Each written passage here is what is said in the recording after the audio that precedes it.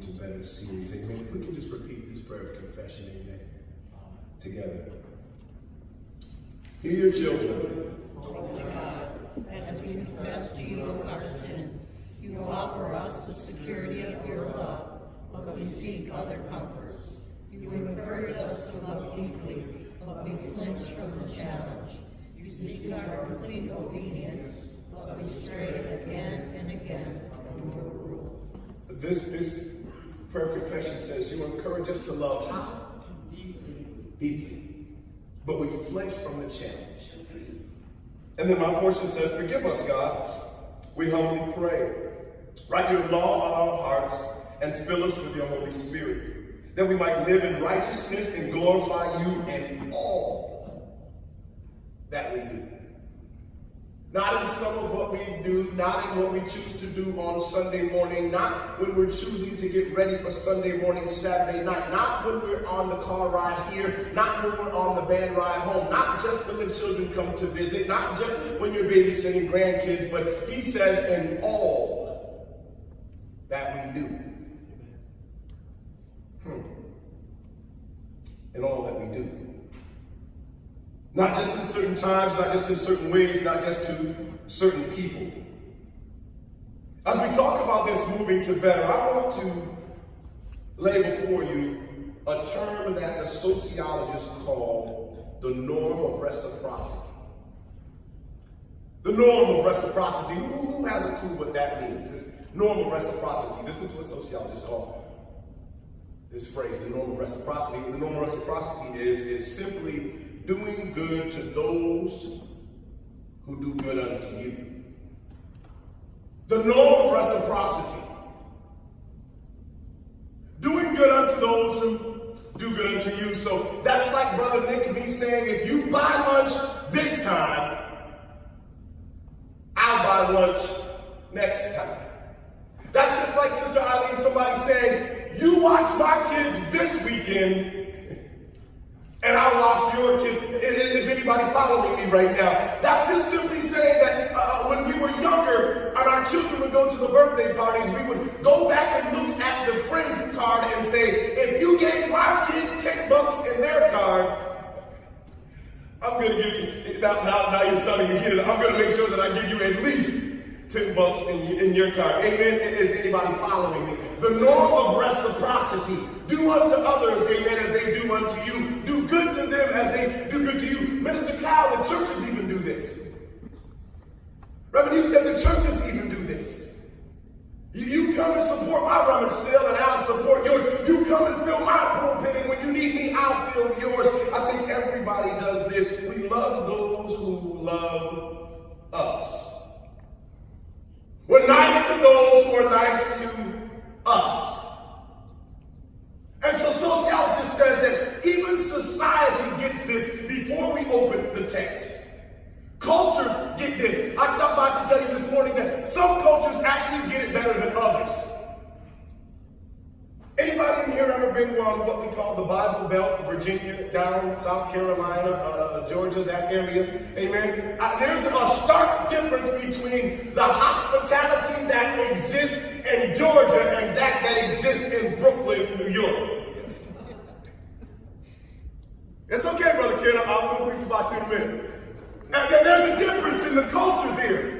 Amen. You get a please and a thank you, and you get warm peach cobbler and wonderful sweet tea when you go down south. You bump into somebody in Brooklyn and they don't even know that you are there. You say thank you for good customer service and they say next.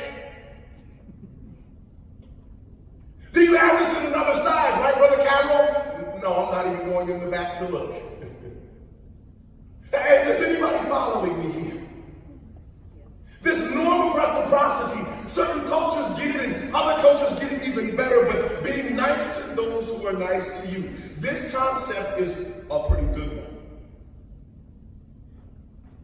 But if I stand correct, this whole series is talking about moving to better.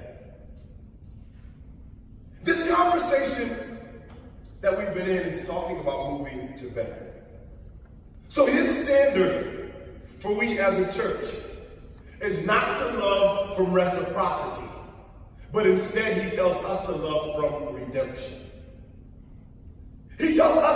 grace to love because somebody loved on us. He tells us to not love from reciprocity, but to, let me show you in the text. Sister Bree, can you pull it up? Matthew chapter 5, starting at verse 38. These words were left on record. You have heard the law that says the punishment must match the injury. So that means an eye for an eye and a tooth for a tooth. But Jesus says, I say unto you, do not resist an evil person. If someone slaps you on the right cheek, offer the other cheek also. If you are sued in court and your shirt is taken from you, give him your coat as well. If a soldier demands, Brother Teddy, that you carry his gear for a mile, one up it and carry it for 2. It says, give to those who ask and do not turn away from those who want to borrow. My goodness. You have heard the law that says, love your neighbor and hate your enemy. But Jesus says, I'll stop you by to tell you today, love your enemies. Pray for those who persecute you. And that way you will be acting as true children of your Father in heaven. For he gives us his sunlight to both the evil and the good. He sends rain on the just and the unjust alike. Verse 46. If you love only those who love you, what reward is there for that? Even corrupt tax collectors do that much. If you're only kind to your friends, how are you different from anyone else? Even pagans do that. But you are to be perfect, even as your Father in heaven is perfect. So he's laying a standard out before you. I'm not going to be before you much longer. He's laying out a standard. And he says the norm of reciprocity is a good concept, right? This is decent. But the conversation for our month has been moving to better. So his standard for the church is not to love from reciprocity, but to love from redemption. What does that mean? I'm glad you asked. It simply means that the Father loved me when I hated him. It means that before you became a church member, before you got a degree in theology, before you got a tithing and an offering envelope, before you got a membership number, he already loved you. But we wait for people to join the church before we start loving them. He loved me when I hated him. So he says, love your enemies. Love those who do wrong to you. I told you last week, some of this stuff is not practical at all. We were going over life hacks, right? Practical ways to do life better. Some of this stuff is not practical whatsoever. Love my enemy. I know, church, I know Lake Street, it's easy for us to love those in our church. It's easy for us to love those who are in our small group. We are easily affected and easily swayed to love people that look like you. It's easy to love people that sound like you. It's easy to love people that think like you. It's easy to love people that worship like you, that are part of the same denomination as you. But I stopped by to tell you this morning, even sinners do that. I've seen serial killers and gangsters. I've seen thugs and gangbangers love the people that love them. So how much different are we than that? I told you a couple weeks ago that everyone has thoughts of changing the world, but not many have thoughts of changing themselves. And so I'm challenging you to love someone that you think is undeserving this weekend. I know this sounds a little strange. I'm almost ready to take a seat. I know this sounds a little strange to say that we're going to love someone who we think is undeserving, that we're going to love someone who is an enemy. And the reason this sounds strange in the church is because we've been told that as the church, we don't have enemies. We're so caught up in trying to be perfect Christians that we won't admit to having. I'm going to preach in a minute. We're so caught up in this church lingo that I say, I don't have any enemies. I don't have any of these things. And so I ask you this question. if we won't be honest enough to admit that we have people that don't intend for our best, that are our enemies, then how do we know if we're loving like Jesus told us to love? What's your measuring stick? If we say we have no enemies, then how are we supposed to know if we're just loving the people that love us? Or not? How do you measure your love if you have no enemies? If we won't be honest enough to say that we have none, how do we know if we're loving how Jesus told us to love? So I challenge you to love someone outside of your living circle. Maybe even love somebody who did something to get themselves put out of your living circle. I told you some of this stuff is not practical at all. It's borderline insane. Right? If I go loving somebody who actually got themselves put out of my loving circle, then surely they'll take full advantage of me, right? Surely I'll be more vulnerable for them to attack me, right? Surely I'm going to have some sort of issue, and surely they're going to have, listen, they're not even going to receive it. And what if it doesn't work? And what if it turns out bad if I start loving somebody else? What if they take advantage of me? What if it actually works? What if your one bold act of love actually changes somebody's heart? As we're walking through this Lenten season, I'm reminded of one bold act of love. You see this thing? You see those 3 red spots on there? I'm reminded of what one bold act of love did for me. I didn't deserve it. I actually lived myself right out of his loving circle if he had one. But it was just one bold act of love that changed me. Surely I'll take advantage of it, and surely it won't work, and surely I'll misuse it, right? It was just one bold act of love that saved you and me.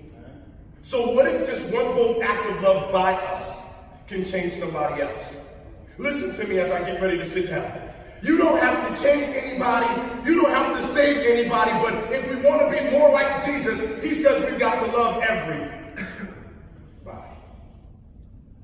He loved us so much that he gave his life for us.